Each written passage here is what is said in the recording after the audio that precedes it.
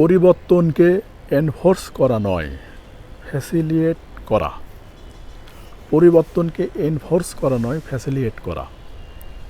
এই অংশটুকু পড়ছি সালাম অনলাইন উচ্চগতির broadband internet service, Salam IT solution, IT product sale, servicing ও সাপ্লাই, হাতেখড়ি কম্পিউটার প্রশিক্ষণ সেন্টারের সৌজন্যে। অথচ পরিবর্তনকে এনফোর্স করা নয়, ফ্যাসিলিয়েট করা।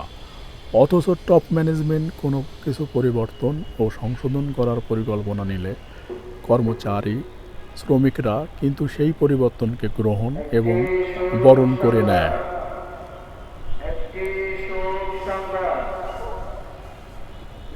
অথচ টপ ম্যানেজমেন্ট কোনো কিছু পরিবর্তন ও সংশোধন করার পরিকল্পনা নিলে কর্মচারী শ্রমিকরা কিন্তু সেই পরিবর্তনকে গ্রহণ এবং বরণ করে নেয়।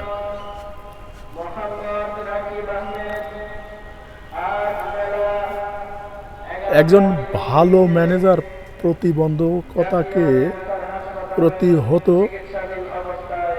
করার সময় পরিবর্তনকে এনফোর্স না করে, একজন ভালো ম্যানেজার প্রতিবন্ধকতাকে প্রতিহত করার সময় পরিবর্তনকে এনফোর্স না করে বরং এমনভাবে কাজ করে যে পরিবর্তন ফ্যাসিলিয়েট মানে সহায়তা করে। এই দুই বিষয়ের মধ্যে গুরুত্বপূর্ণ পার্থক্য রয়েছে।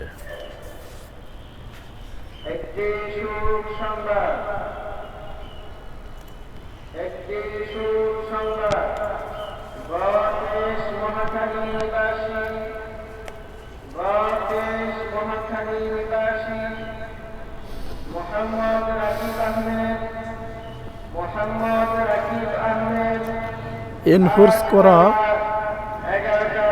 মানে পরিবর্তন করতে গিয়ে চাপ প্রয়োগ করা। এনফোর্স করা মানে পরিবর্তন করতে গিয়ে চাপ প্রয়োগ করা।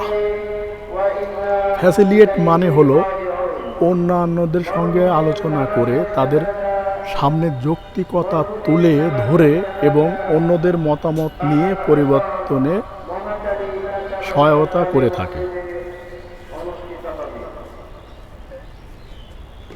একজন ভালো ম্যানেজার এনফোর্স করা মানে পরিবর্তন করতে গিয়ে চাপ প্রয়োগ করা। এনফোর্স করা মানে পরিবর্তন করতে গিয়ে চাপ প্রয়োগ করা হয়।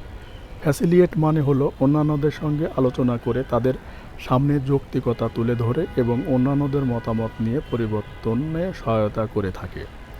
একজন ভালো ম্যানেজার অন্যান্যদেরকে পরিবর্তনের যৌক্তিকতা বুঝিয়ে দেওয়ার জন্য ট্রেনিং, কোচিং অথবা ব্রিফিংয়ের আয়োজন করেন। তিনি দ্রুত পরিবর্তন করতে চান না, বরং তিনি ধীরে ধীরে পরিবর্তন ঘটিয়ে থাকেন।